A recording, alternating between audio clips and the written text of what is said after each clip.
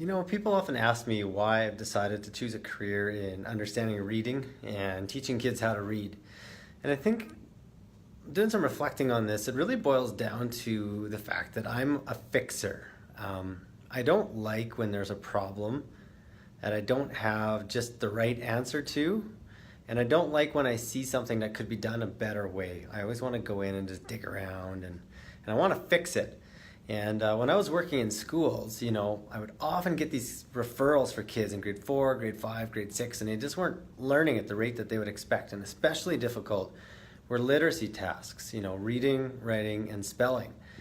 And it was really kind of maddening because these kids would get assessed to death. The psychologist would assess, the speech language pathologist would assess, the resource teacher would do a bunch of assessments. And nobody really seemed, with all of that assessment, to be able to understand why this child wasn't reading.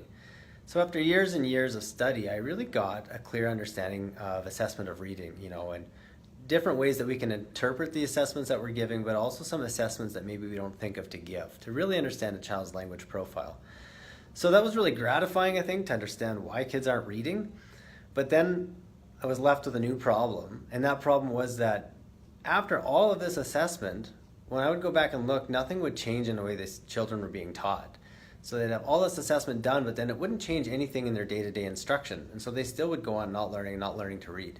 And that has been probably the more difficult part. It's easy enough to understand why a child isn't reading, but to know how to teach them and what to teach them, that has been more of a tricky challenge. And so that's what I've been working on for the last few years. And continues to be a challenge for me and keeps me pretty engaged, and I'm really interested in it. Reading is incredibly complex and every child is an individual learner, so no canned or boxed or packaged intervention or therapy is going to work for all kids.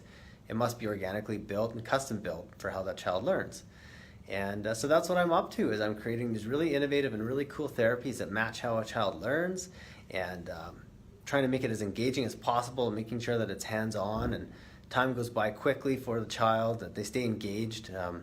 Self-esteem and self-confidence is always at the forefront of what I do. Kids gotta feel like what they're doing makes sense, and that their time is valued, and that the work they're putting in has some tangible reward to it or some tangible outcome.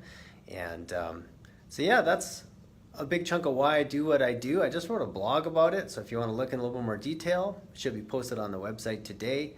Go over to the blog at speak2read.ca and have a look and see why I do what I do. Thanks for your time. Bye-bye.